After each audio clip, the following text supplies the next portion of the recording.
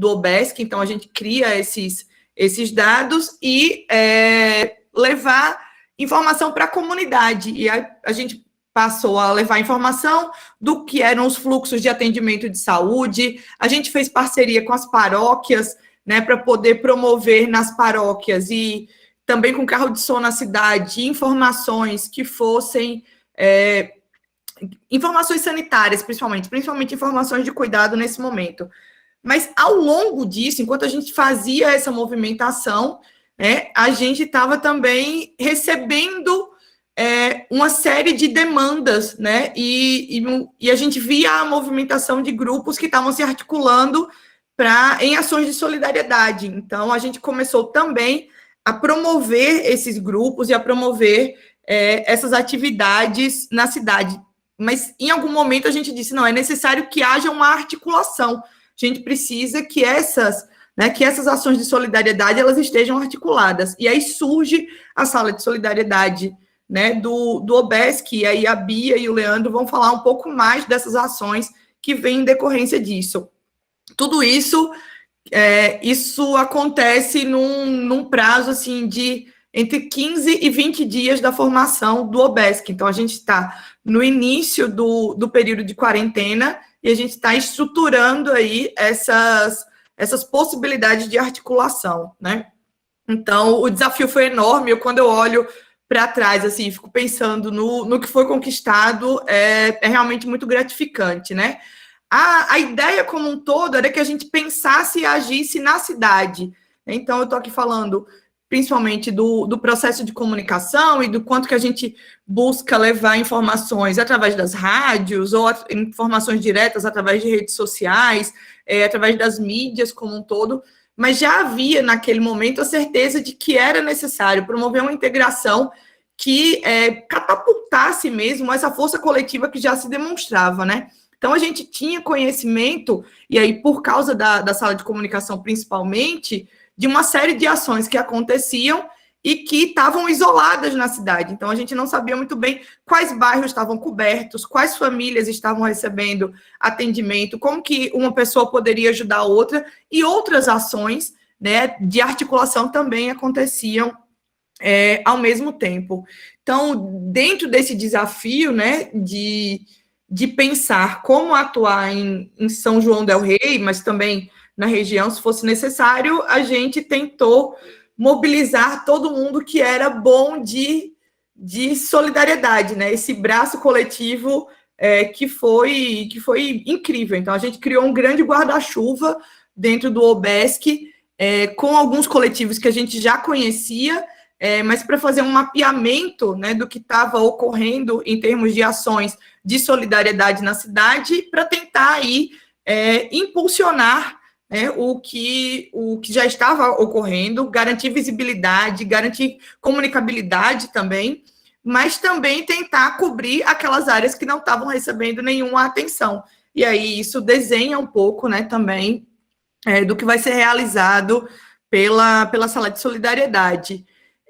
Nessa questão, né, do pensar e agir na cidade, a gente teve uma série de desafios, né? Alguns deles eram já foi comentado muito nas outras mesas, né? As dificuldades de dados, né? De obter os dados, de conhecer o que estava acontecendo realmente na realidade, de pensar as melhores formas de isolamento social dentro de uma cidade que a gente não tinha, né, muitas definições sobre sobre a própria política institucional de cuidado, né?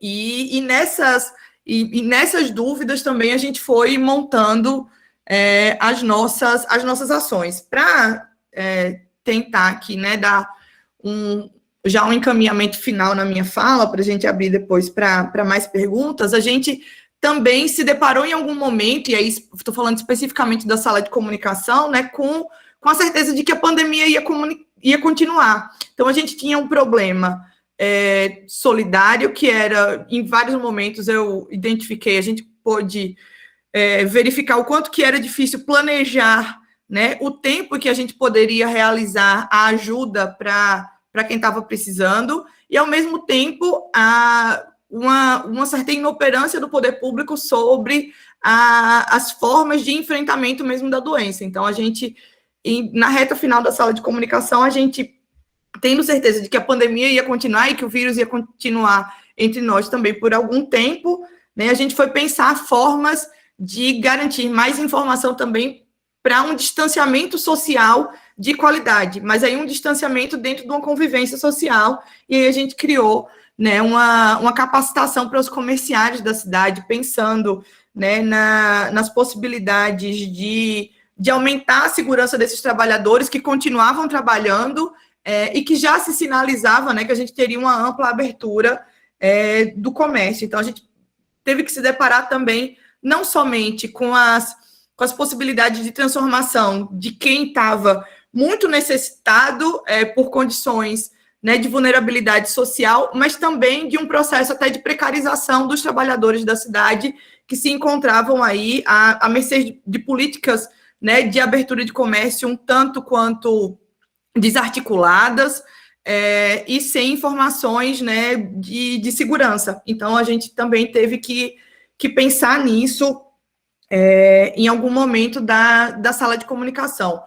Os desafios foram muito grandes, e aí o maior deles é que nessa sala de comunicação a gente tinha principalmente alunos que vinham do Observatório Urbano e do PET Saúde, mas aí depois a gente ganha reforços, né, de alunos de outras áreas também, mas que não compunham ou não tinham experiência de comunicação prévia. Então, a gente não tinha um conhecimento de como fazer chegar a informação adequadamente nos lugares. Então, a gente foi arriscando. Maria Clara, né, que está mediando essa mesa,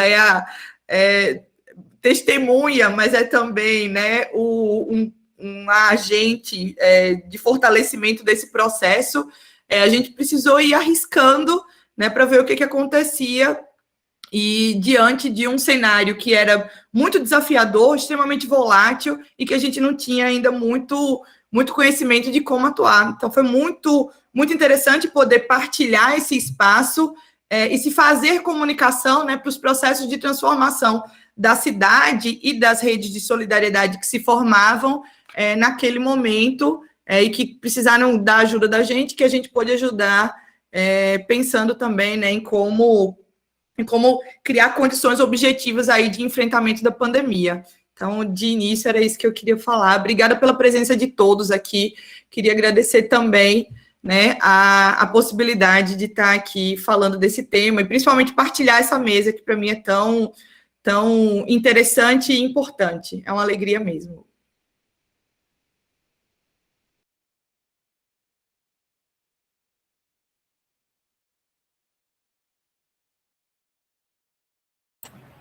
Obrigada a você, Maria Clara, por essa fala. Eu acho que a comunicação, ela teve um papel muito importante, né, na solidariedade que a gente tem feito no BESC.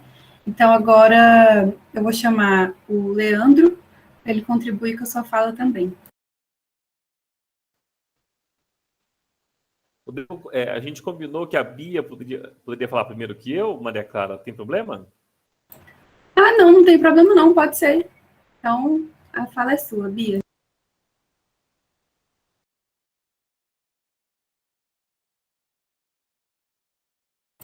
Bia, você está muda.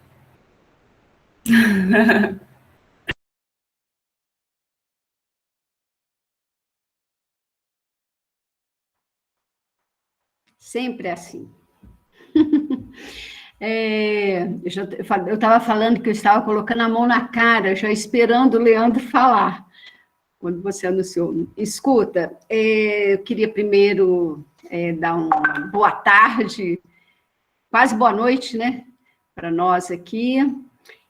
Dizer que, assim, eu pensei em fazer até uma apresentação, mas achei que não ia funcionar, o tempo é pequeno, acho que a gente pode, pequeno para uma primeira fala, a gente pode ir conversando, né, falando um pouco do que foi essa experiência, o que está sendo essa experiência para o Fórum de Mulheres, nesse momento, como foi essa construção lá desde o início, em março, né, quando no início da pandemia, que a gente estava no auge do Nós Mulheres, e no dia 16 de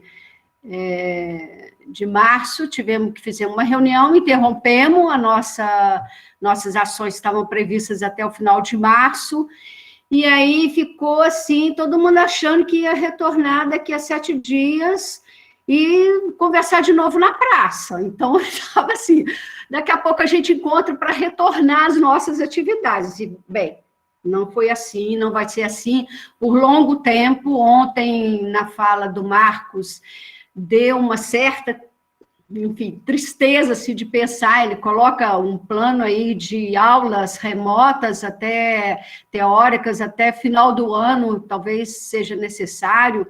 Então, esse quadro mostra que, para a gente que está nessa ação solidária, é um desafio muito grande, né? Porque uma coisa é a aula remota, né, para os estudantes, outra questão são as nossas ações nas comunidades, com as populações com quem a gente, nesse momento, está envolvida, né, e como é que a gente dá sequência nisso. Aí, por isso que eu acho muito legal essa mesa, quando ela diz que é sobre as ações solidárias, sua potência de transformação. Na verdade, a potência de transformação para a gente do fórum, assim, a gente está descobrindo agora, a gente vem descobrindo aos poucos, porque, na verdade, até a própria ação solidária, ela foi muito nova para a gente não tinha essa experiência. O fórum, não sei se todo mundo sabe, não é uma instituição não governamental. Ele é um espaço de articulação de pessoas, de instituições feministas, antirracistas, para discutir a questão dos direitos das mulheres, as convivências, as melhores convivências, uma relação mais justa nessa relação de construção de mundo mais solidário e justo entre homens e mulheres, enfim. É por aí, né, discutindo a questão da violência, e aí a gente é cortada nesse caminho pela questão da pandemia, e, claro, a gente, como sociedade civil, também tem responsabilidade em relação à questão social e ser solidário, né, nesse momento. Só que a gente achava que essa solidariedade seria um gesto breve, a gente não esperava dentro do fórum. Eu lembro que, até anotei aqui, Maria Clara, que foi a primeira vez que a gente falou, a gente precisa fazer alguma coisa com essas mulheres que estão sem trabalho, que estão em trabalho informal, que, enfim, que estão numa situação. Isso foi no dia, eu me lembro, até anotei aqui, eu acho que foi no dia 24. No dia 24 de março, a gente parou dia 16, no dia 24 de março, a gente pensou que a gente precisaria fazer a partir das próprias dificuldades que nós mesmos estávamos tendo, de como que a gente ia lidar com esse isolamento que a gente já pressentia que ia ser necessário. E que como isso iria desenrolar para as outras mulheres que tinham situações, com certeza, muito mais vulneráveis, em situações muito mais precárias de condição de vida do que até o próprio grupo do próprio fórum, né? Então, aí a gente resolveu começar a ação solidária, e eu lembro que a primeira frase, hoje eu li isso, a primeira frase que eu tenho, deixo tudo registrado, era: a gente não para. E realmente a gente não para. A gente não para e a gente continua, mas não pode continuar mais da mesma forma. Não dá mais para a gente ficar numa ação solidária que pode se confundir, e tem muita facilidade, e é muito tênue essa linha de se confundir com ações assistencialistas. Essa política é uma política de direito. Ela está prevista no Sistema Único da Assistência Social, ela está prevista como direito em situações emergenciais, benefícios eventuais para situações emergenciais.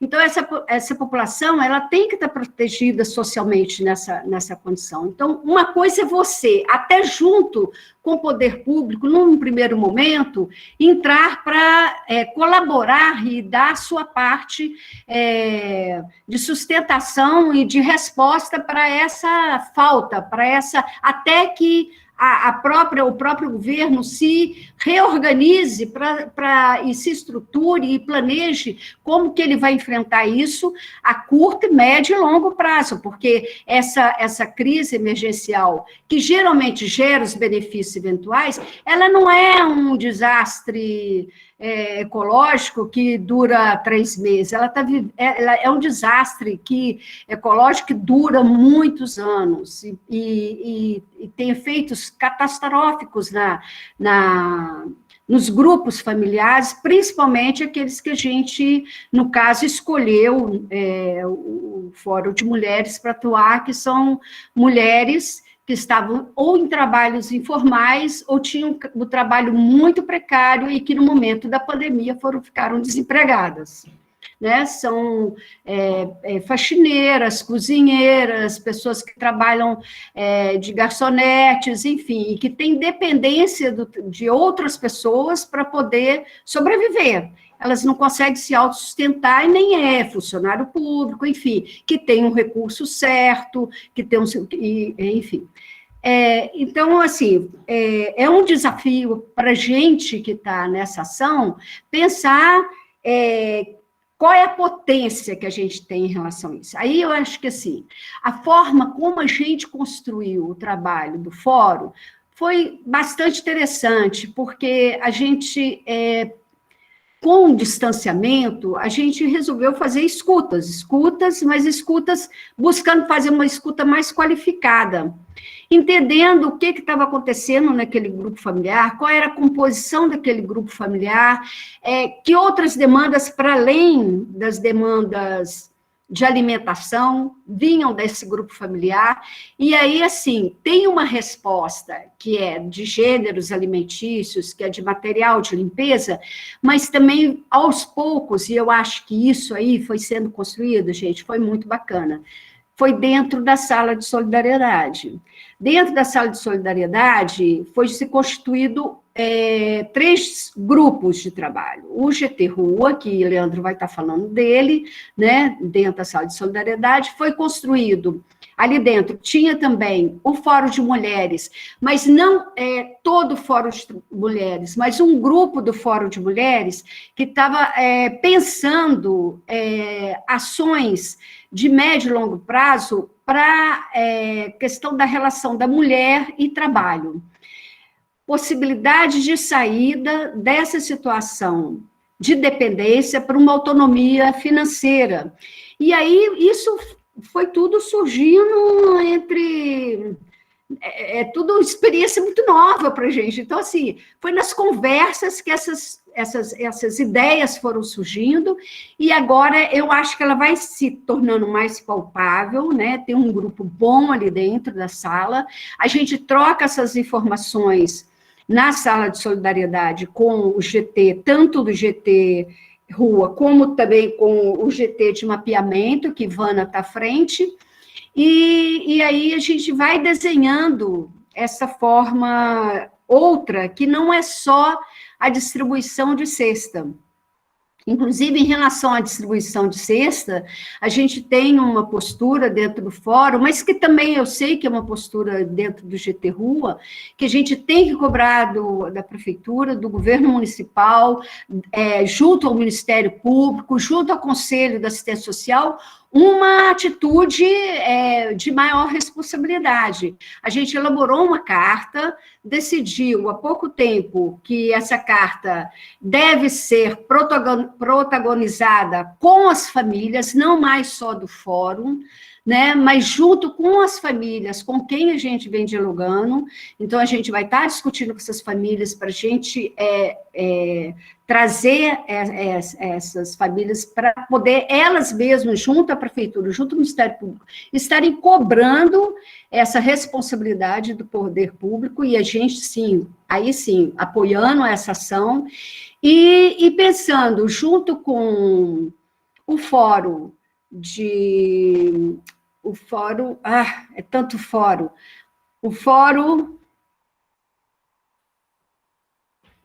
de economia solidária, porque agora tem mais um, né, Leandro?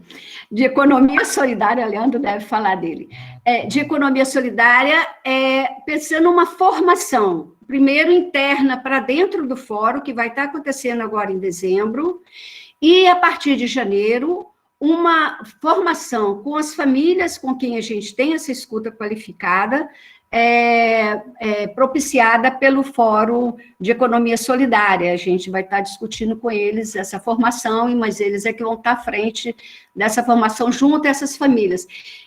São alternativas que a gente vem pensando de como a gente consegue, nessa ação solidária que iniciou a partir de entregas de cestas, entregas de máscara, muita conversa, caminhamento para atendimento psicológico, enfim, uma série de ações, como a gente consegue agora traçar um rumo que dê mais sustentabilidade e mais garantia de direitos para essas mulheres.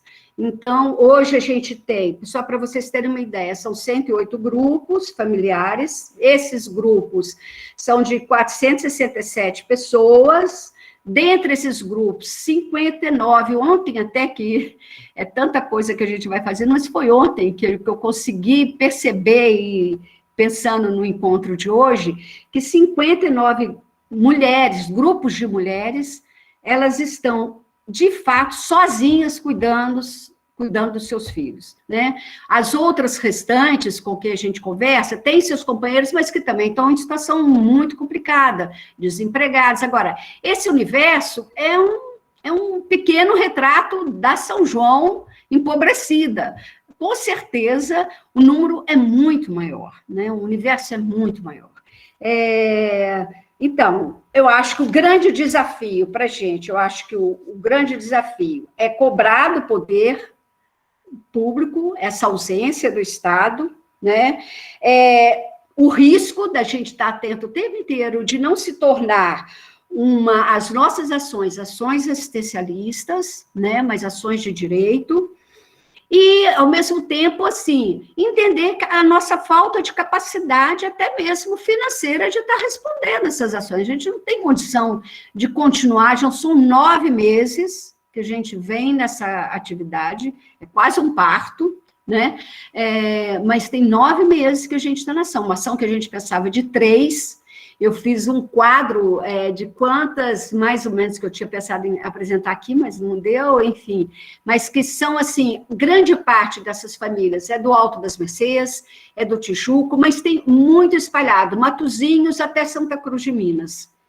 Então, a gente tem que começar a construir junto, numa nova etapa, essa possibilidade e alternativas de transformação aí, de uma maneira mais certeira. Eu acho que é por aí, gente. Não sei se eu falei muito, se estou por aqui ainda, a gente vai conversando.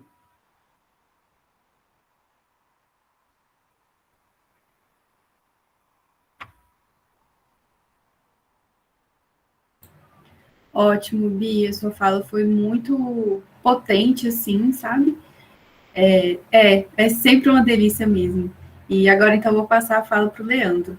E você não falou muito, Bia, foi ótimo mesmo te ouvir.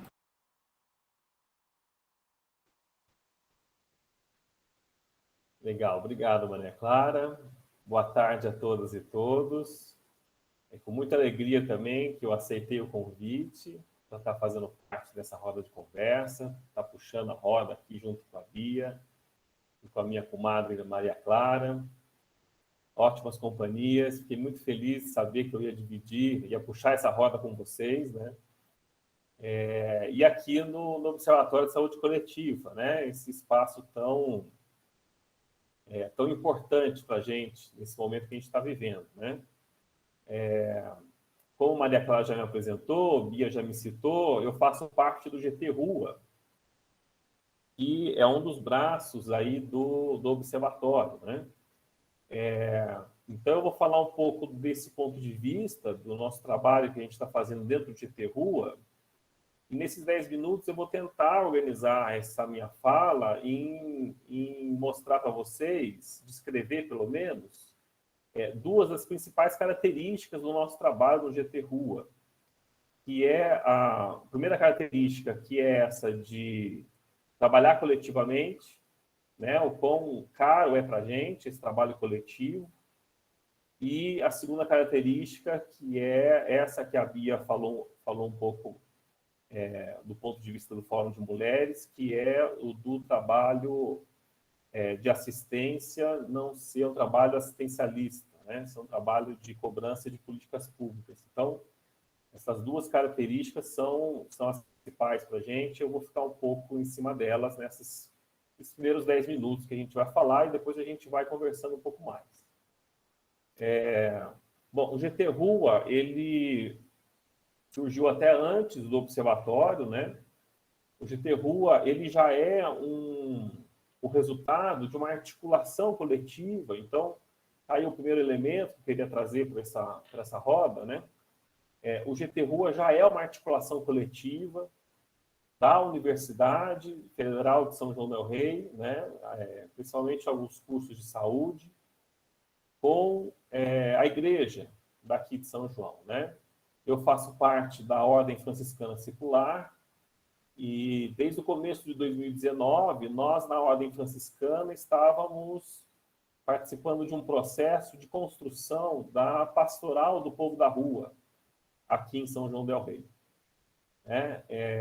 E estávamos fazendo algumas formações, enfim, para entender a potência que é essa pastoral, né? Tem uma história longa aí no país inteiro, com trabalho com população em situação de rua. A gente queria trazer um pouco dessa experiência para cá, para São João. E nesse processo de formação que a gente foi tendo sobre a pastoral do povo da rua, nós entendemos a importância de procurar parcerias para fazer esse trabalho. E foi quando a gente encontrou na universidade alguns grupos que já faziam algum trabalho de extensão, de pesquisa sobre a população de rua. Foi quando a gente se conheceu no final de 2019, né? Principalmente naquele evento do PET Saúde, né? E foi lá que surgiu a ideia da gente se articular, né? No final, foi novembro, né? 2019, está completando um ano agora a formação do GT Rua. Então foi em novembro de 2019, tem que pegar o dia certinho lá depois para a gente comemorar, gente. Não é pouca coisa não, um ano de GT Rua, né? Então foi no final do ano passado que a gente resolveu se juntar a experiência do trabalho com população em situação de rua que vem da Igreja Católica, no caso, junto com o trabalho de população de rua que vem da universidade. E é a união desses conhecimentos, né, sem hierarquização, né, sem hierarquia, é a união desses conhecimentos que geraria um terceiro conhecimento, e aí sim uma potência para a gente trabalhar com essa população, que é um trabalho muito desafiador, né? Então foi com esse espírito de construção coletiva que o GT Rua nasceu, né? E aí a gente começou em 2020 enfim, tentando ainda nos entender, nos articular, né? Como a gente iria trabalhar esse espaço de construção coletiva, né? Entre igreja e universidade, que no primeiro momento são mundos muito diferentes, né? Mas, enfim, aqui em São João nem tanto, né? E aí veio a pandemia.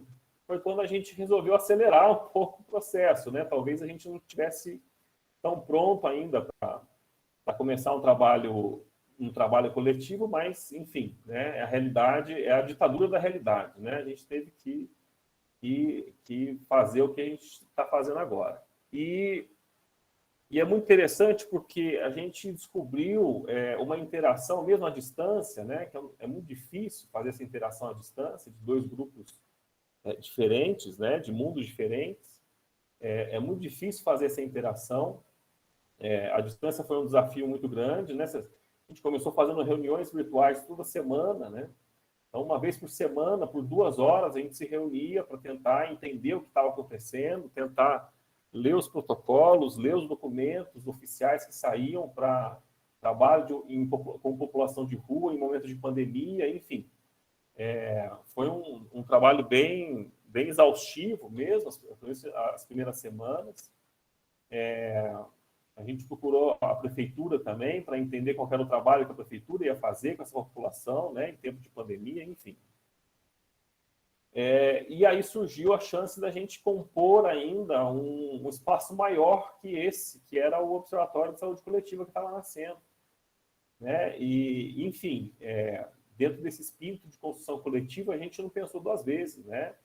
Uma parte do GT Rua já estava dentro da universidade, estava dentro do observatório, já estava construindo o observatório, e nós, enfim, nós da igreja, a gente, a partir desse princípio de quanto mais gente, melhor, né, para construir alguma coisa junto, a gente entrou nessa, né? E ao longo do processo, a gente, enfim, a gente já tinha algum contato com o Fórum de Mulheres, né? A Bia falou do fórum aqui para a gente, e no meio do processo a gente teve a chance de submeter um projeto para a Fiocruz, né? Para receber algum recurso da Fiocruz, para trabalhar coletivamente ainda. Então, enfim, estamos ainda, né, trabalhando, né, Bia? A gente não finalizou ainda, tem uns relatórios aí para entregar, mas esse contato do GT Rua, que já era uma articulação, ainda fez uma articulação maior com o Observatório de Saúde Coletiva, que se juntou com o Fórum de Mulheres para construir coletivamente alguma coisa.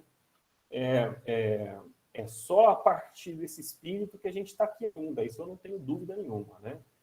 Se a gente tivesse nós lá na igreja, no pastoral, né, tentando formar uma pastoral, isolados, né, tentando articular alguma coisa dentro da igreja, provavelmente a gente não estaria aqui, né?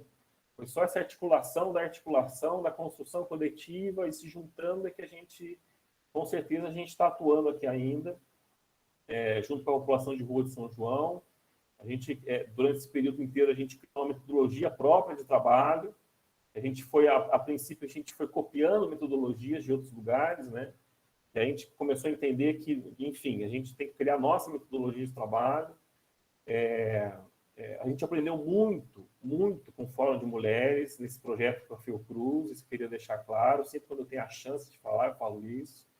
Né? Essa construção coletiva é muito bonita, porque a gente sempre tem a chance de aprender muito com o outro, principalmente com o outro diferente da gente. O Fórum de Mulheres tem uma maneira delas de trabalhar, de agir, que a gente teve a chance de alguma maneira, se aproximar, entender como elas trabalhavam e aprender muito com elas. Hoje a gente faz o nosso trabalho diferente por conta desse contato com o Fórum de Mulheres. A gente aprimorou o nosso trabalho por conta desse contato que a gente teve com elas. Né? A gente aprendeu muito com isso. E como o Bia está descrevendo, a gente está caminhando bem junto nesse próximo processo que a gente está entrando agora, nessa nova etapa de trabalho, que é a tentativa de dar um passo além, né? E aí eu queria entrar no segundo elemento, que é muito caro para a gente, que é o elemento da ação assistencial, que não deve ser assistencialista, né? E aí o título dessa fala de conversa, assim como o Bia resgatou, é muito importante, né? Solidariedade enquanto potência de transformação.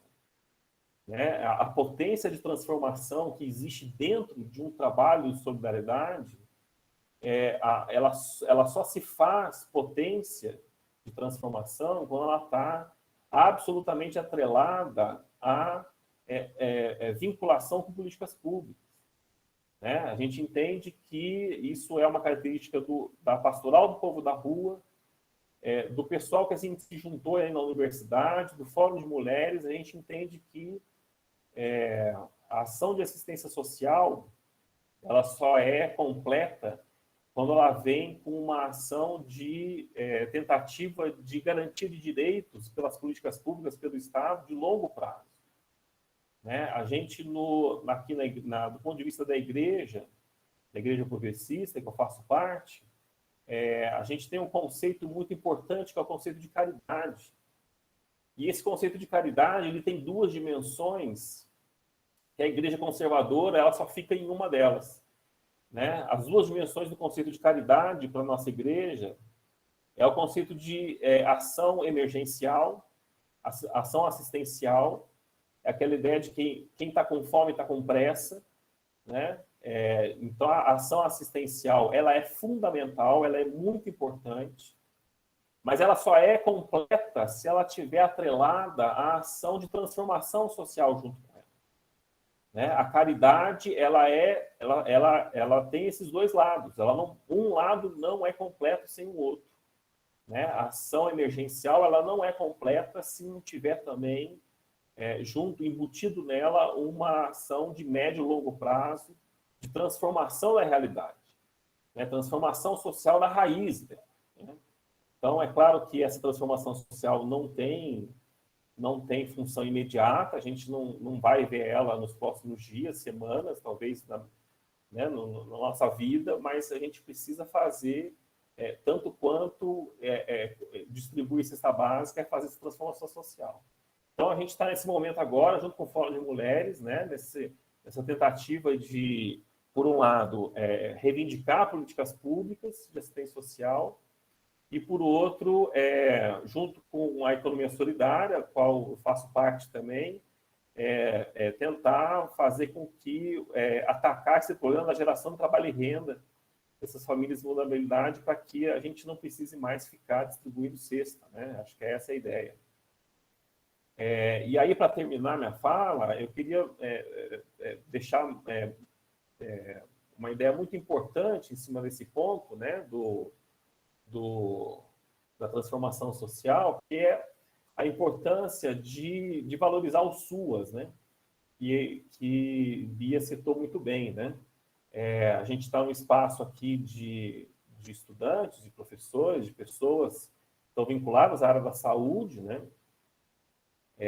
A gente está nesse momento de pandemia, numa defesa muito intransigente do SUS, né? Fundamental, né? O SUS como política pública, gratuita, de qualidade, universal da saúde desse país. Mas a gente não pode esquecer de colocar nas mesmas hashtags do Viva SUAS, Defenda o SUS, para defender também o SUAS, que é muito importante, tão importante quanto o SUS. Né? E nem por isso é muito falado, às vezes, não tem tanto apelo. Né? A gente não pode esquecer, eu estou aqui diante da nossa doutora, duplamente doutora Maria Clara, né, do direito, a gente não pode esquecer a nossa Constituição Social, nossa Constituição Federal, o tripé da Seguridade Social, é saúde, assistência social e previdência social. Não é à toa que os nossos constituintes criaram esse tripé. Não é à toa isso. Né? A nossa Constituição é muito clara, é muito, muito precisa nesse sentido. Né? Então, a defesa da saúde pública ela tem que vir acompanhada com a defesa da assistência social forte. O Estado agindo forte em relação à assistência social. Porque senão fica um bando de gente como nós, né, Bia? Tentando enxugar gelo no sol. Né, que é muito indigno isso, tanto para nós e principalmente para as famílias em vulnerabilidade, quando a gente não tem o Estado atuando forte numa assistência social. Né? Então, defender o SUAS é fundamental. É inadmissível que no momento de pandemia você esteja vendo prefeituras fechando CAPs, né? Diminuindo o investimento em agentes de assistência social. É inadmissível uma coisa dessa, enfim. A gente pode continuar conversando sobre isso. Né? De novo, queria agradecer a chance de estar aqui falando sobre ações que já faz algum tempo nos apaixonam muito. Né? Então, é isso. Acho que eu falei demais, porque é isso. É muito apaixonante o que eu estou falando, vocês já devem ter percebido isso. Mas vamos lá, vamos dialogar. Grande abraço.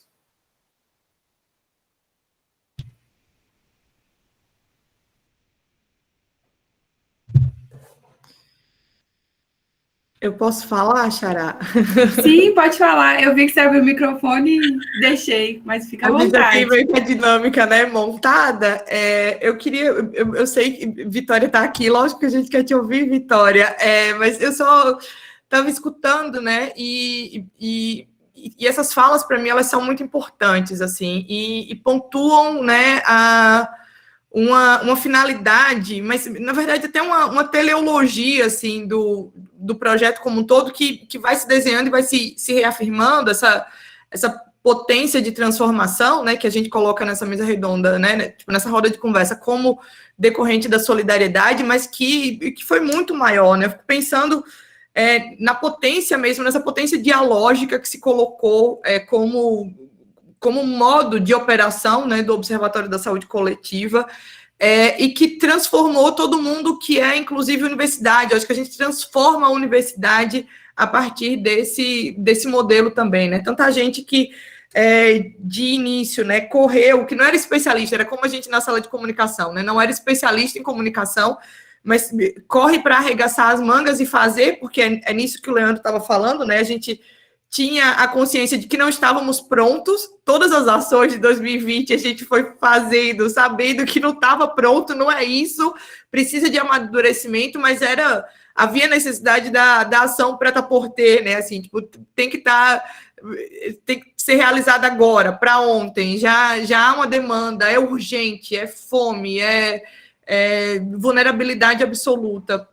E isso mobilizou uma parcela, né, interessante da universidade também para pensar fora, né, das suas especialidades, assim. Então a gente se viu dialogando de maneira muito muito potente com grupos que estavam dizendo assim, é preciso arregaçar a manga, vamos arregaçar as mangas para fazer e para reivindicar, né? E isso foi trazendo a cada dificuldade, a cada obstáculo que ia se colocando, porque é uma trajetória de obstáculos também, né? A gente ia pensando novas formas de contornar tudo isso e na importância aí desse poder público articulado, né? Então, eu gosto muito de pensar também na potência transformadora desse tipo de ação, de solidariedade, isso vem muito na fala da Bia, né? Na constituição desses grupos de pressão, né? Enquanto que a gente está mobilizando também a sociedade para se organizar e para criar olhares, né, sobre outras áreas. Assim, fico pensando também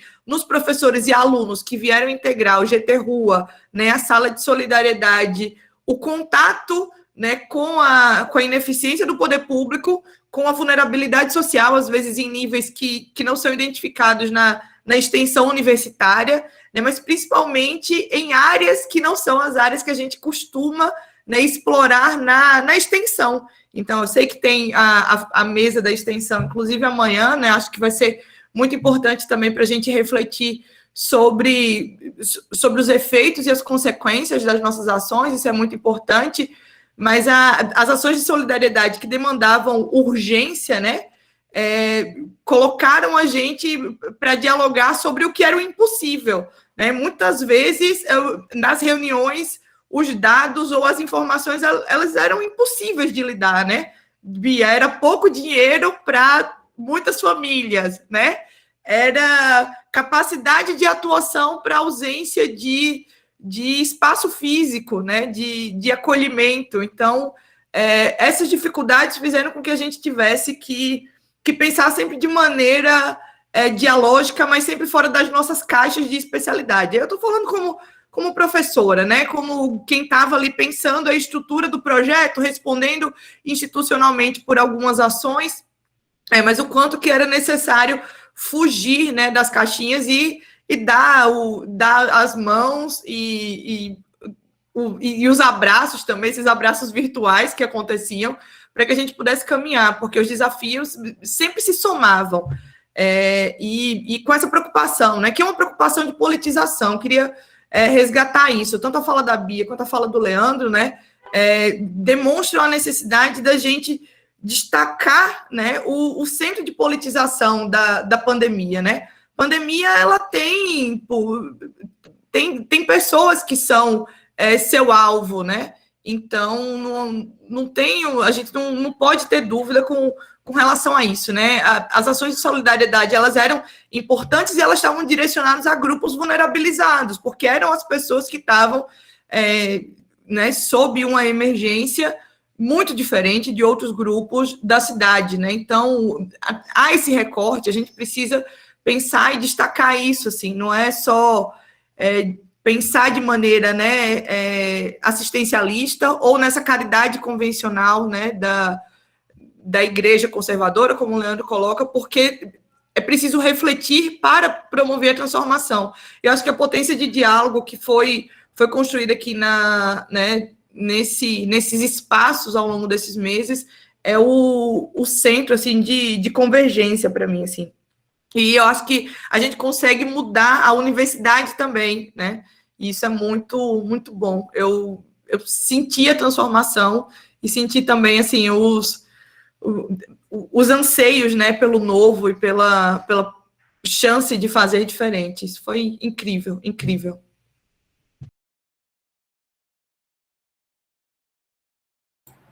Que fala potente, Maria. Nossa, bom demais te ouvir também.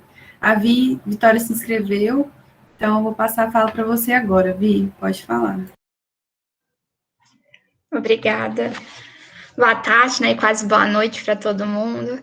Que saudade que eu tô de todos vocês. Esse ano, eu acho que foi um ano de muito aprendizado, muito conhecimento, e eu conheci muitas pessoas também ao longo, né, desse período, principalmente vocês que estão aqui.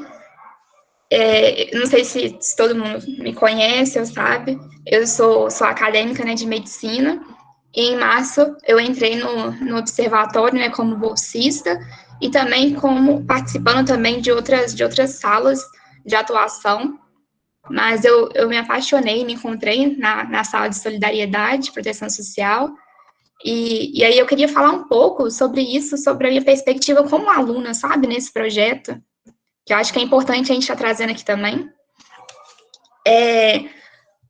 Uma coisa também que eu acho interessante é sobre como que funciona, né, a universidade, né? A universidade, ela funciona em um tripé, que é o ensino, a pesquisa e a extensão. E mesmo amanhã a gente, né, vai aprofundar nessa parte da extensão, mas eu acho importante a gente trazer aqui, né, que o que é essa extensão, né? A extensão é o vínculo, eu acho, que a gente vai criar entre a universidade e a comunidade, né? A gente vai levar o que a gente aprende, né, para a comunidade, porque a universidade é um espaço público que tem que ser apropriado. Eu acho isso muito interessante. E aí, nisso, né, a gente começou, né, com o observatório, com esse projeto, que conseguiu, acho que, criar essa relação, né, porque a gente tem aluno, a gente tem professor, e a gente tem a participação da comunidade, a gente tem participação do GT Rua, do Fórum de Mulheres, e assim, falando um pouco, né, sobre as nossas ações.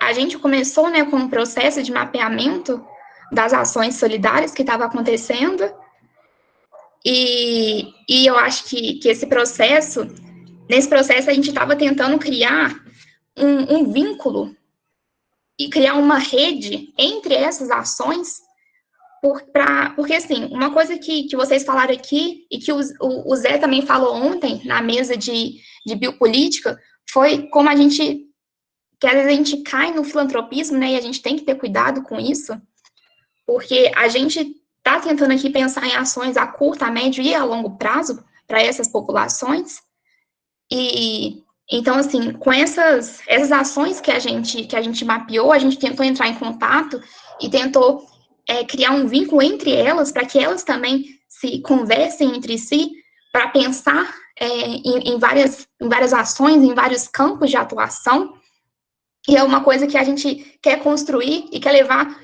para fora do observatório, né, que esta rede, ela exista e que ela seja contínua, que ela perpetue, né, ao longo do tempo, e eu acho que é uma coisa que a gente está conseguindo. E também sobre esse processo da minha participação no GT Rua, né, eu participei no GT Rua, e eu vi como que chega a ser, às vezes, frustrante, né, porque às vezes a gente tem dinheiro, e às vezes a gente não tem dinheiro. E a gente quer ajudar todo mundo, a gente quer abraçar o mundo, mas a gente fica, né, como que a gente pode fazer isso? Como a gente ir além se às vezes a gente não tem dinheiro? E eu acho que é nisso, né, nessa parte da gente pensar em dar autonomia ou estabelecer, né, autonomia nas pessoas, que eu acho que entra o que a gente está fazendo com os cursos de capacitação, né? Se a pessoa, ela perdeu a sua renda, perdeu o seu trabalho, está em pandemia, não pode ir na rua, às vezes, vender o seu bolo, vender o seu bordado. Então, a gente fica, né, tipo, o que a gente pode fazer para estar ajudando essa pessoa? Né? E eu acho que a gente conseguiu isso, né? A gente conseguiu fazer a capacitação em marketing digital, né, ensinar como que essa pessoa pode levar o seu trabalho para as mídias, que é onde a gente está agora, a gente está apropriando, né, das redes sociais para estar aí trabalhando e conseguindo vender, conseguindo ter o seu sustento. E aí depois a gente fez, né, essa capacitação depois em uma educação financeira, né, reserva de emergência, como a gente pode estar aí se planejando, porque coisas inesperadas acontecem com a pandemia. E dentro também, eu estou falando várias coisas meio que avulsas, mas espero que não esteja muito confuso, porque eu me perco às vezes um pouco no raciocínio.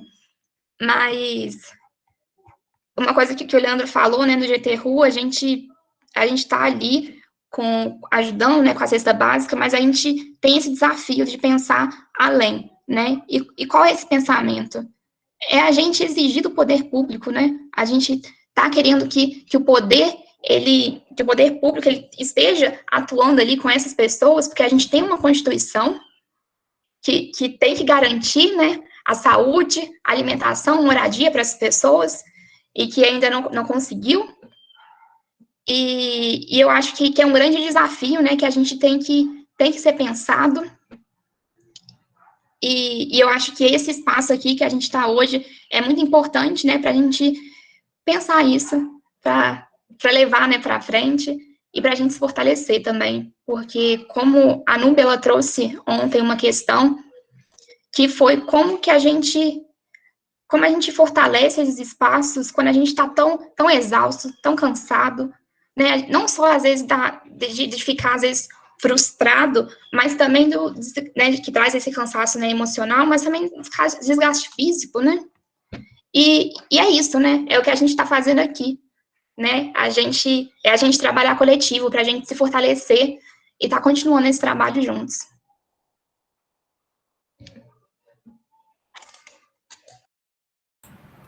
Linda fala, Vitória. Eu vou, sim, né? Só falar o que todo mundo já está falando no chat, que a sua fala é sempre muito potente.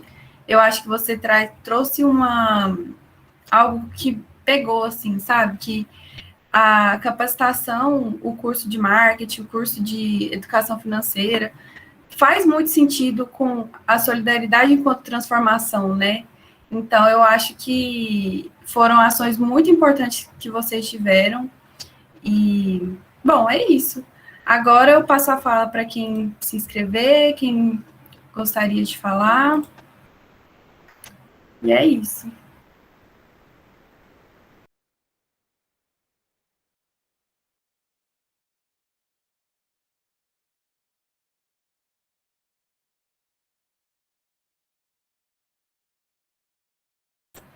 Deixou o André beber uma água, né?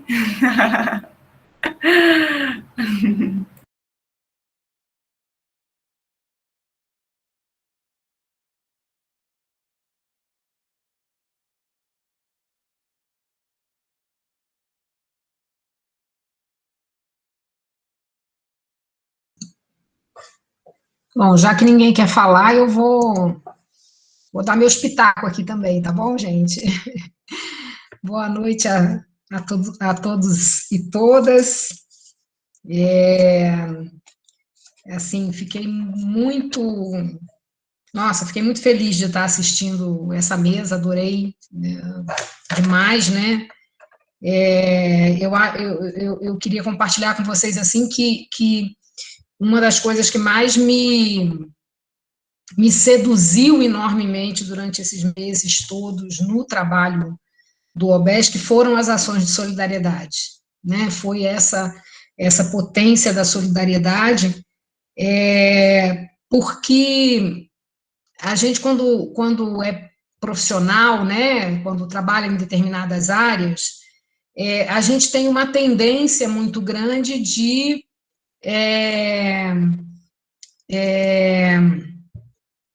procurar colocar os focos da gente naquele campo que é o campo que você domina, né? Então, quando a gente começou a pensar aí pandemia e doença, e as pessoas vão morrer, né? A gente se volta ao campo da saúde, é disso que a gente está falando, é a nossa área de formação, né? No entanto, quando o observatório foi se organizando e abrindo portas para se conectarem aí pessoas de áreas as mais diferentes, eu acho que isso trouxe uma potência da gente, digamos assim, transbordar os nossos campos e começar a adentrar num outro campo que diz respeito à vida real das pessoas, né? A gente acaba sempre trabalhando muito a partir dos nossos campos teóricos, a partir das experiências profissionais da gente, né? E isso acaba nos limitando, a gente fica ali preso dentro de um quadrado, dentro de uma estrutura, dentro de um determinado campo conceitual. E a pandemia favoreceu, de uma certa maneira, que nós da universidade tivéssemos que, acabássemos colando aí com o pessoal que está nesse campo da assistência social, da solidariedade, dessas ações que acontecem dentro do lugar onde as pessoas vivem, dentro do espaço do real ali, das dificuldades da vida das pessoas. Então, sendo hoje uma mulher apaixonada por esse projeto que nós desenvolvemos aí ao longo do ano, em todas as suas facetas, mas eu confesso a vocês que a sala de solidariedade sempre foi para mim assim uma coisa que fazia brilhar meus olhos, que eu sempre olhava assim, dizendo, nossa, esses são foda mesmo, esses são os caras, né? Essa era sempre a sensação que eu tinha cada vez que a gente fazia reunião do grupo operativo, discutia algumas questões, e vocês traziam aí essas dificuldades do real, e dizia assim, caraca, esses são os caras, né? Porque exige uma energia, né? Eu fico pensando assim, exige das pessoas uma disponibilidade, uma energia, uma capacidade humana assim enorme trabalhar nesse campo, né? Então, poder ouvir vocês falarem um pouco disso e das dificuldades e das coisas que foram acontecendo, né? Foi muito legal, né? E, ao mesmo tempo, eu fiquei pensando, enquanto vocês falavam, o que faz, né? E aí é isso que eu queria um pouco trazer aí para a conversa e ver se eu consigo, se vocês conseguem falar um pouco disso para mim, né? Mas, assim, o que mobiliza essa humanidade tão intensa em vocês, né? Assim, eu vejo, por exemplo, assim, no meu campo da saúde, né, na área da saúde, eu me considero uma médica muito humanizada, né? O meu lidar com os meus pacientes e tudo mais. Mas quando a gente fala da solidariedade, no meu entender, a gente sai de um campo técnico e entra numa imersão no que é mais primordial do humano, né? Assim, eu acho que extrapolamos, a gente vai para um outro degrau, né? Não sei se estou conseguindo me fazer entender. Então, eu queria ouvir um pouco, assim, como é que o que mobiliza isso em vocês, né? Assim, como é que isso acontece, né? Que é uma coisa que eu admiro enormemente, e ao mesmo tempo eu paro e digo assim, eu acho que eu não tenho tanta emoção para isso, eu acho que eu me volto para a razão, eu acho que eu não me deixo tomar tanto pela emoção para entrar de cabeça como vocês entram aí numa área que é tão difícil também, né? Então, era um pouco isso assim que eu fiquei pensando e que eu queria compartilhar com vocês e talvez ouvir vocês, gente. Obrigada.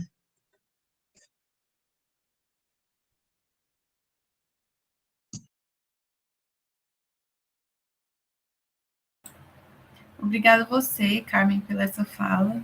E, bom, deixa aberto para quem de vocês quiser responder. Leandro, Maria, Bia, Vitória.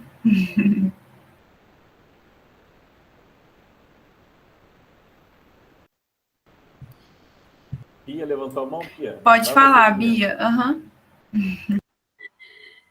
Eu descobri na última reunião, Leandro, da gente, que existe essa mãozinha, eu achei fantástico.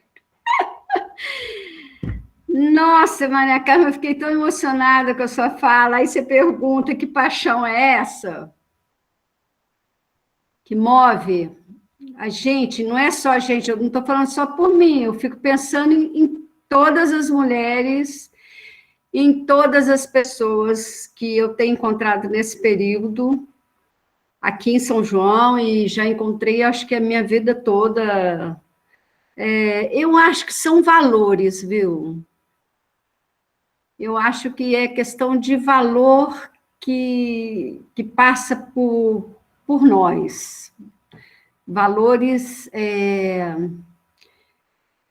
que são vitais para o ser humano, né? Que é o valor de justiça, de amor, de solidariedade, esse valor que a gente vai construindo ao longo da vida e que aí a gente vê possibilidade, não é sonho,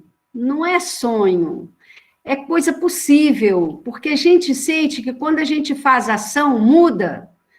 Eu fui eu sou formada em educação, eu fui da área de pedagogia até os meus 40 anos, eu estou com 67 anos. Até meus 40 anos eu fui da área de pedagogia, e dali eu parti por uma circunstância de estar ligada ao movimento feminista em Pernambuco e muito ligada à área de enfrentamento à violência sexual contra criança e adolescente, me chamaram para trabalhar em projetos sociais e foi para aí que eu parti para assistência social e me apaixonei profundamente. Profundamente mesmo, não porque eu gosto da desgraça, mas porque eu acho que é possível transformar. Eu acho que é possível a transformação social. Tem gente que fala assim, eu adoro trabalhar com o sofrimento alheio. Eu não gosto de trabalhar com sofrimento alheio, não. Eu gosto de trabalhar com a possibilidade de rompimento do sofrimento alheio. Então, eu acho que, assim, essa paixão é que move a gente. Eu acho que essa certeza que é possível. Que é possível e que, assim, claro, há muitas dificuldades. Principalmente das faltas de responsabilidade do Estado. Então, assim, se os estados, o Estado, que eu falo, o Estado da esfera governamental, eles fossem mais responsáveis, eu acho que a gente estaria, enfim, em outro patamar, né? Então, eu acho que é isso que move a gente, é valor mesmo, é valor de solidariedade, é valor de justiça humana, é valor de querer que todo mundo tenha as mesmas condições, as mesmas... E não é um sonho colorido, como disse ontem, eu estava assistindo Boulos num diálogo lá no Roda Viva, que falaram, você é um sonhador, você gosta de tudo colorido. Ele falou, não, colorida é esse pessoal que fica fazendo a propaganda aí colorida, né? Mas a gente gosta do real mesmo, a gente gosta do real e o real é difícil, é muita luta, dá muito cansaço, mas a cada conquista que vai se tendo, as nossas reuniões na sala de solidariedade, né, é vibrante, não é a vitória. É vibrante quando a gente, né, Leandro? Quando a gente encontra uma solução, fala, eita, isso! A gente pode começar a perguntar, a gente está numa situação agora que é virtual, com essas mulheres, só escuta por telefone, como é que a gente vai saber desses desejos? O que a gente podia estar perguntando para elas? Como é que a gente vai poder essa informação para estar construindo outras possibilidades? Então, essa construção, ela é coletiva, e é coletiva com pessoas que acreditam nisso, e não são poucas, são muitas pessoas. Você é uma delas, pelo visto. É bom você chegar para a sala de solidariedade, viu, Carmen? Estou te enxergando, não, mas pode chegar para a sala de solidariedade, que seria ótimo ter você lá.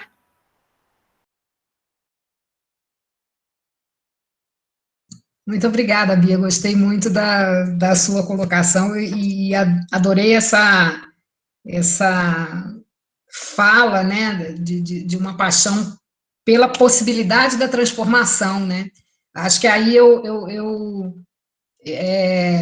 eu consegui até, não é compreender, né, mas assim, eu consigo me identificar mais, né, porque meu olho também brilha dentro do campo da saúde quando eu me vejo diante dessa possibilidade de fazer alguma diferença, né, de ajudar a mudar algumas dessas, a transformar algumas dessas coisas difíceis e complicadas que a gente passa nos nossos campos de trabalho. Muito legal, obrigada.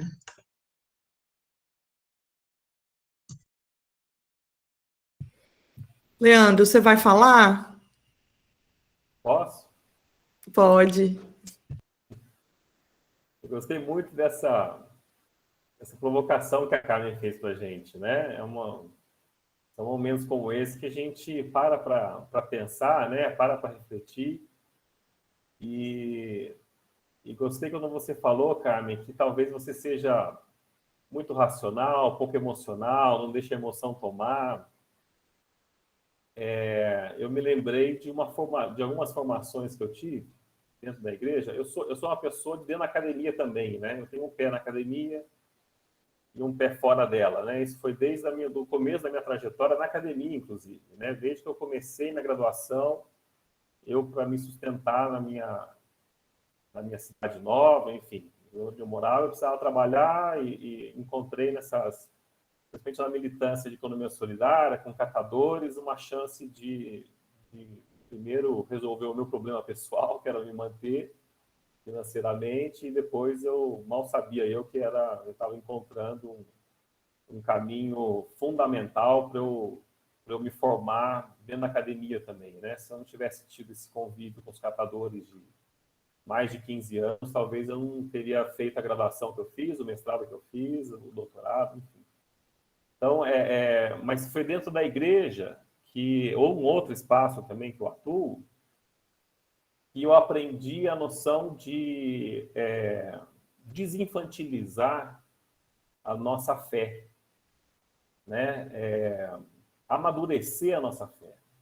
Tem muita gente que está dentro da igreja que, desde criança, tem uma visão da fé que é a mesma de uma criança de 5 anos, né? Que continua até hoje com essa visão da fé. E a gente que se propõe uma outra visão da igreja, uma outra ação da igreja católica, principalmente, a gente precisa necessariamente passar por esse processo de desinfantilizar a nossa fé. Então, eu estou falando isso porque eu lembrei, eu lembrei de você falando que talvez seja mais racional, menos emocional, e eu lembrei que eu passei por esse processo também na academia e na minha militância, seguindo as duas coisas em paralelo. Eu sempre tive a necessidade de, ao mesmo tempo que eu ia me formando, né, dentro de um ethos, de um aparato acadêmico, eu sentia a necessidade de não infantilizar esse meu aparato acadêmico, né? De ter uma formação acadêmica madura o suficiente para eu conseguir atuar fora da academia também.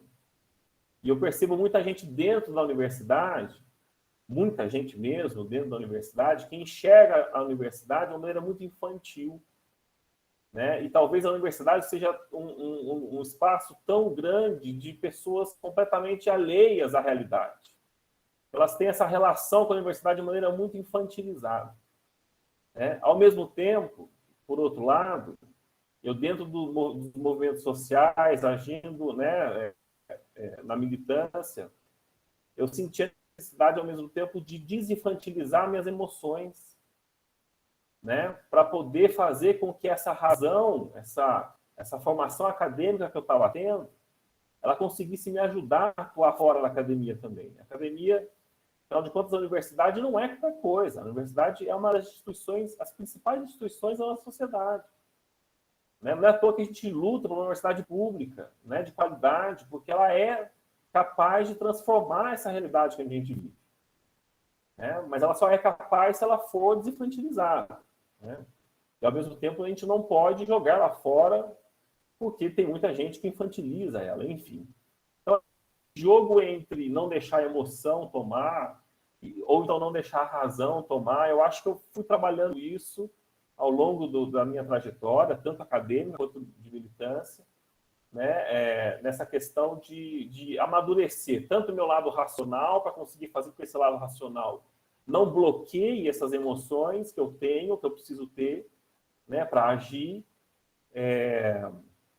e, ao mesmo tempo, amadurecer o meu lado emocional para que eu não consiga não bloqueie esse meu lado racional. Enfim, eu acho que foi mais ou menos esse processo que eu fiz que faz com que a gente consiga equilibrar as duas coisas, né? E consiga agir dessa maneira, ao mesmo tempo que apaixonada. Eu acho que vocês já perceberam, né, o quão apaixonado eu sou por esse trabalho que eu faço, né, mas, ao mesmo tempo, também não me desesperar, né, à medida em que o que se vislumbra a longo prazo, ele não chega, né? Então, é um golpe que a gente sofre em 2016, é uma eleição que outro golpe que a gente sofre em 2018. Então, esse vislumbre de longo prazo, ele vai se esticando mais ainda. E como é que a gente faz para a gente não se desesperar em relação a isso, né? A gente tem que trabalhar essa desinfantilização do nosso emocional para a gente seguir na luta, né? Eu acho que é muito importante a gente tentar fazer esse processo, né? Do equilíbrio, tanto do emocional quanto do racional, para a gente seguir nesse sonho que a Bia disse, né? É o sonho pela transformação, né? O sonho é pela superação. Gente, todo mundo que faz parte de um projeto de vida, projeto de país, um projeto de cidade, mas um projeto de vida, principalmente, contra-hegemônico, todo mundo que se entende nesse campo de luta contra-hegemônica por um projeto de vida, né, precisa tentar fazer esse trabalho de equilíbrio, né, do emocional para o racional, né? Afinal de contas, esse trabalho de contra-hegemonia é muito, muito doído, né? É muito sofrido, né? É mais fácil seguir o fluxo, é mais fácil você ser o que todo mundo é, o que o mundo pede para você ser, o que essa sociedade capitalista quer que você seja. Esse é o mais fácil, né? Ainda mais falando de dentro da academia, né? De um espaço de privilégio, né? Um espaço da academia é um espaço de privilégio. Então, quem consegue entrar nesse espaço de privilégio na sociedade capitalista, que é a academia, está muito seduzido por seguir o fluxo e ser mais um privilegiado nessa sociedade, né? Mas quando você tem a convicção de que seu projeto de vida é contra-hegemônico, né, seu projeto de vida é contra tudo isso que está caminhando por aí, né, você sofre, inclusive, dentro de um espaço de privilégio como o da academia. Né? E aí você precisa trabalhar esse lado, enfim, da razão, da emoção, para seguir em frente. Carmen, a gente se conhece muito pouco, né? Mas eu tenho certeza que você faz esse equilíbrio, sim. Né? Você confessou aqui para a gente que talvez a emoção... Eu tenho certeza que você, nesse seu trabalho de saúde coletiva, médica coletiva, da saúde da família, né? Da primeiro atendimento, não tem como você não fazer esse balanço. Você faz, sim. Eu tenho certeza que você faz.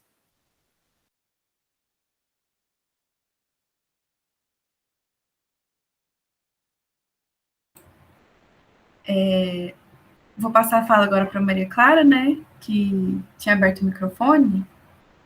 Mas eu não sei se eu queria passar na frente da Vitória, mas eu vou fazer deselegância aqui, Vi. Na verdade, né, Carmen, eu acho que você traz o ponto certo. Assim, foi essa formiguinha aqui que picou a gente foi muito interessante. Assim, eu estou aqui literalmente me coçando, né, pensando tipo, no que nos move, assim. E eu acho que a esperança, puxando um pouco, né, da fala da Bia e do Leandro, a esperança e o sonho de mudar o mundo, em alguma medida, mudam a gente, né? Muda a gente, assim. Então, ter essa esperança faz com que a gente passe a buscar alguma outra coisa. Então, a potencialidade de transformação está aí, né? Se nós mudamos com isso, é possível mudar alguma coisa também para além de nós mesmos, né? E aí o Leandro traz todo esse relato, né, mediado pela fé ou pelo conhecimento sobre a fé, mas também das dificuldades institucionais que a gente enfrenta. E eu fico pensando já numa maneira um pouco mais egoísta mesmo, do tanto que é gratificante o processo de identificar as mudanças, as pequenas transformações que ocorrem quando a gente está, né, nesse tipo de ação integrada. Tenho certeza que os profissionais da área de saúde conseguem, né, enxergar isso também, né, essas ações da saúde coletiva, essas ações do matriciamento, os primeiros cuidados também trazem essa recompensa. Mas estar discutindo a solidariedade, né, as possibilidades amplas de assistência social, nos coloca perto de corações em um mundo sem coração, sabe? Eu vou trazer aqui até, né, o Leandro faz essas coisas comigo, que sempre vem o Marx em somatório, né, essas análises sobre a nossa fé, sobre a religião, mas é isso, assim, estar perto, né, de quem está pulsando a mudança do mundo, quem está pulsando as potencialidades de transformação, assim. Isso é muito gratificante, porque na hora que a gente não vê sentido em mudar, a gente já está vendo aquelas pessoas que estão conversando com a gente mudando, né? A gente vai dormir preocupado com outras coisas, aflito com outras coisas também, mas com a chance de acordar no outro dia e fazer tudo completamente diferente, né? Eu acho que isso, e aí num sentido mais egoísta, né? Eu estou tentando trazer aqui para a nossa pequena individualidade, né?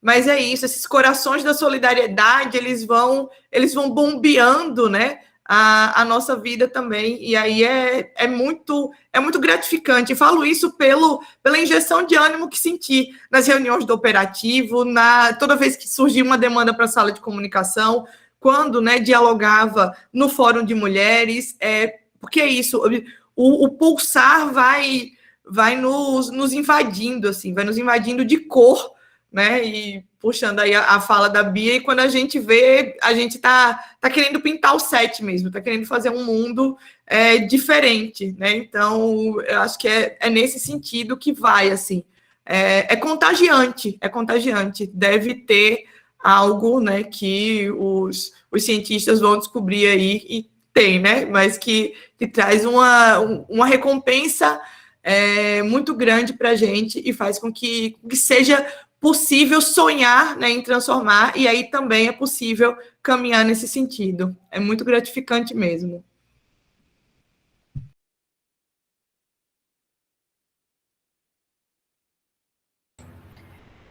Vitória, pode fazer a sua fala e depois eu passo para o professor Márcio. Pode ser?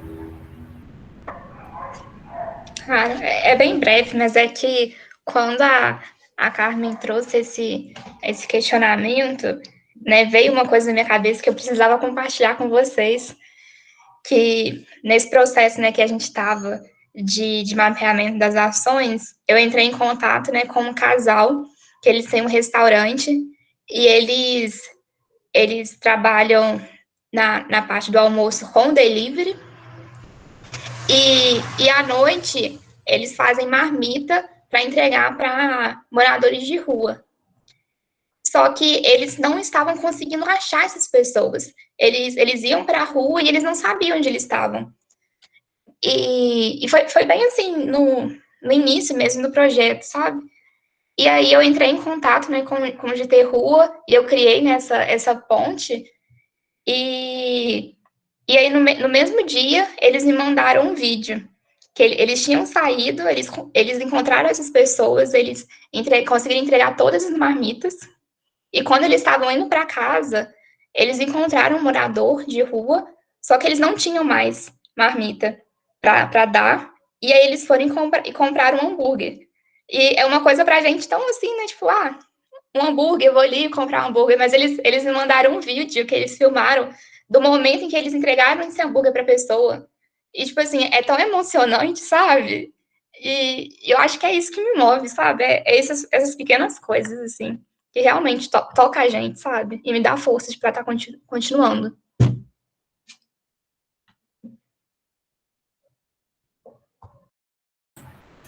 Professor Márcio. Oi, gente, tudo bom? Vocês? Beleza? Maria Clara, Vitória, Bia, ei, Bia, Leandro, né? Gente, assim, Carmen, que eu fiquei conhecendo hoje, Maria Clara também. Gente, eu achei muito legal esse título que vocês deram para a mesa, né? Solidariedade enquanto potência de transformação. E eu sempre achei, né, que eu acho, né, lá no projeto no programa de extensão que eu coordeno, né, o primeiro dos objetivos específicos dele é fortalecer redes de solidariedade, né? E veja, né, por que fortalecer redes de solidariedade? Porque a própria noção de solidariedade ela é basilar, ela é anterior, ela assim, se aproxima de algo que a Carmen falou, que tem a ver com os princípios são ontológicos, né, do ser e da vida em sociedade. Né? É uma noção que remete a gente à ideia de que a gente está interconectado e a gente está junto. Né? Assim, nós fazemos parte de um conjunto. Né? E quando eu vejo o Leandro falar de ação contra-hegemônica e colocar em evidência as questões que são essencialmente políticas, né, que dizem respeito ao nosso poder enquanto sociedade de fazer o que está estabelecido na Constituição, no mínimo, né, eu me deparo com uma fala do Vladimir Safati, recente, dizendo que ele estava observando a falta do que ele chamou de solidariedade genérica, né, na nossa vida coletiva. Por quê? Porque, tanto do ponto de vista coletivo, né, e do ponto de vista do poder que a gente conseguiu arregimentar dentro dessa coisa que a gente chama de Estado, assim, é recorrente, e essa recorrência ela é secular, a incapacidade de nós, enquanto sociedade, de estender as mãos, né? Na verdade, aos índios, aos negros, às mulheres, às pessoas pobres, e assim sucessivamente. E aí me ocorre, gente, que isso é uma proposta. Me ocorre que nós deveríamos pensar isso para além dessa percepção comum que prevalece entre nós, que é aquela que é proveniente do individualismo metodológico, né? O sujeito para o mundo. Né? A gente deveria abraçar essa ideia de solidariedade de fato e perceber que nós fazemos parte de. Né? E esse fazer parte de significa, a Maria Clara, se não me engano, ela falou do Marx, né? Se não, assim, fazer parte disso significa que nós nascemos num mundo já dado. E esse já dado significa que já existem dinâmicas em curso que a gente precisa de entender melhor, inclusive do ponto de vista político, para que a gente possa atuar nesse mundo com um pouco mais de efetividade. Essa questão, para mim, é muito séria. Por quê? Porque não é difícil para a gente perceber isso dentro da universidade e fora dela, né? Por conta do fato de que Olha, a vida das pessoas transcorre dentro de um ambiente político, institucional e cultural já dado, e isso tudo acontece dentro de uma dinâmica da natureza que é prévia. Então, vejam, né? A história transcorre em 3 tempos. Em 3 tempos. E a questão que a gente está diante dela é o seguinte: como é que nós, enquanto coletividade, podemos aglutinar forças políticas capazes de exercer a contra-hegemonia de fato. E isso não significa necessariamente ir contra, usar de violência, isso não é o caso, mas significa, com certeza, aquilo que a Vitória falou, irmos além da filantropia. Por que a gente precisa de ir além da... Porque isso aqui é uma atividade que é política, e como o Leandro já falou também, isso aqui é uma atividade de exercício de direito, gente. Sabe? Então, quando eu entrei para a sala da solidariedade, assim, há algum tempo atrás, antes dela se desfazer, o meu sonho, na verdade, era juntar essa ideia de fortalecer redes de solidariedade que estava lá com a sala de solidariedade do Observatório de Saúde Coletiva. Eu tinha essa pretensão, entendeu? Tinha e ainda tenho. A gente tem que se dar com os problemas, como o Leandro lembrou do Betinho, né? A fome tem, né? Quem tem fome tem pressa, né?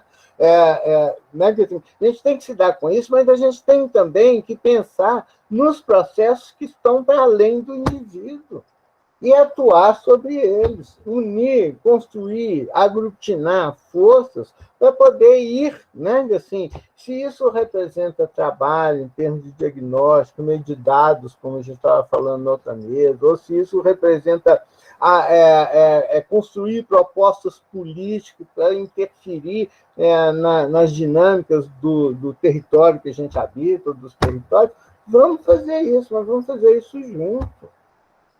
Vamos fazer isso junto. Porque, olha, é como se a gente estivesse perdendo a luta, entendeu? A gente está perdendo a luta.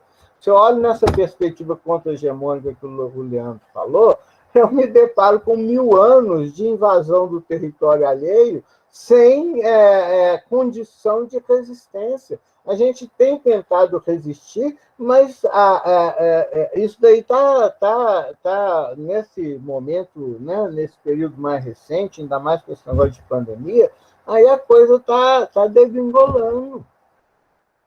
Está degringolando. E aí, assim, né, sem falar da tragédia coletiva, a gente, né, tem condições aqui, com essa experiência que a gente alcançou, né, assim, para mim foi fantástico né, coordenar esse monte de gente. É um projeto de extensão que começou com 30 pessoas e, de repente, tem próximo de 100 pessoas. Mas, assim, isso aí a gente pode fazer junto. A gente, ao mesmo tempo que a gente contribui com as cestas que o Fórum de Mulheres faz, né, assim, de diversas formas, a gente pode estar construindo junto um programa de assistência social para essa sociedade na qual a gente vive, que envolve ali né, assim, a sustentação das pessoas que moram na rua, que envolve a violência contra as mulheres, a discriminação dos negros, e por aí vai. Mas vejam, gente, eu acho que a gente está precisando de criar um espaço coletivo onde a gente possa refletir sobre. Por quê? Porque os instrumentos que a gente tem, eles estão esbarrando, na parte da minha percepção, estão esbarrando em 3 coisas. Olha, no controle que essas pessoas têm, os que são hegemônicos, eles têm sobre os meios de comunicação e sobre a capacidade de criar representação da realidade, eles estão esbarrando, nossa coisa, estão esbarrando no controle que essas pessoas têm sobre o mercado, sobre os fluxos de sobrevivência, e estão esbarrando também na incapacidade que a gente tem de fazer com que o Estado, ou que a estrutura estatal, atue em nome da totalidade das pessoas que estão no território. E se isso não ocorre, gente, aí assim, a gente vai passar a nossa vida, vai passar a vida dos nossos filhos, dos nossos netos, até que essa coisa de falta de solidariedade genérica vai virar deserto de solidariedade. Entenderam? E aí eu acho, é um convite mesmo. Vamos colocar a cabeça da gente para pensar, para a gente construir projetos políticos mais efetivos para interferir na dinâmica do território que a gente habita. Estejamos nós no movimento social, na academia, dentro das instituições religiosas, das instituições né, de produção, da economia solidária ou das nacionais, vamos fazer, gente, porque senão eu estou degringolando. Sabe assim,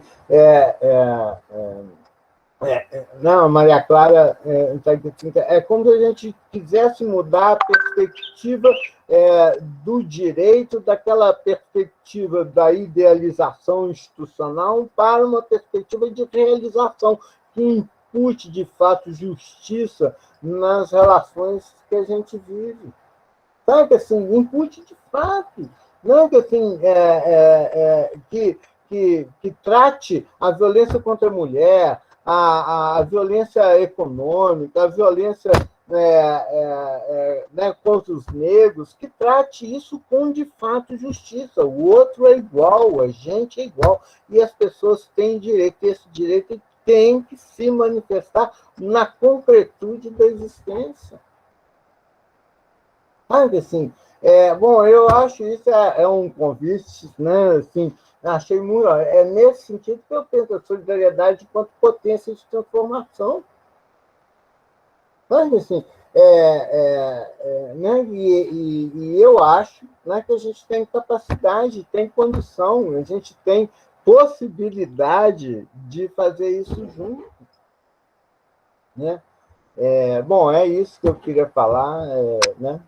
Obrigado, olha, muito legal, eu acho que esse espaço aqui é isso que a gente está precisando, então vamos conversar mais, vamos fazer tudo. Obrigada pela fala, professor. A gente está se encaminhando, então, para o encerramento, que a gente passou um pouquinho nosso tempo.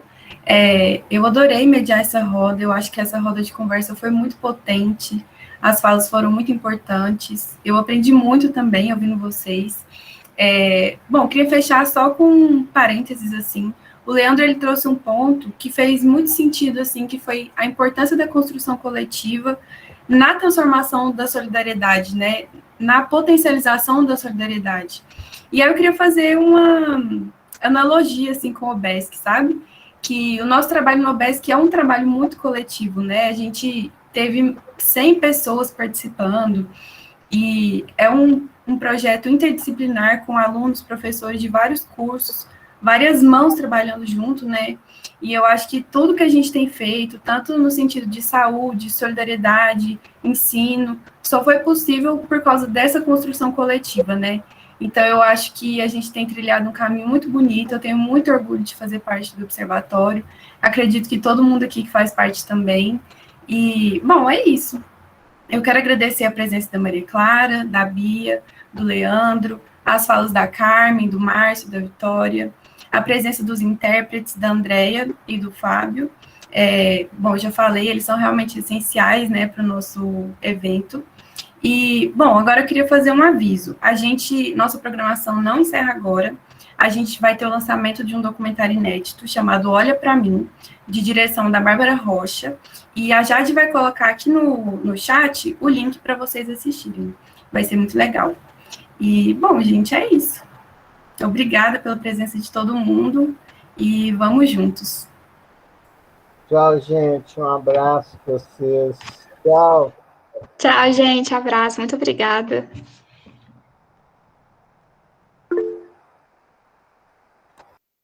E viva o OBESC! Tchau, gente. Boa noite. Vida longa, o OBESC.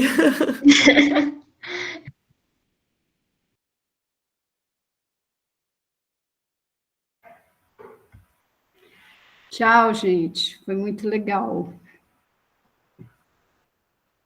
Tchau. Também agradeço a oportunidade. Lindo. Legal, Andréia. Contem com a gente.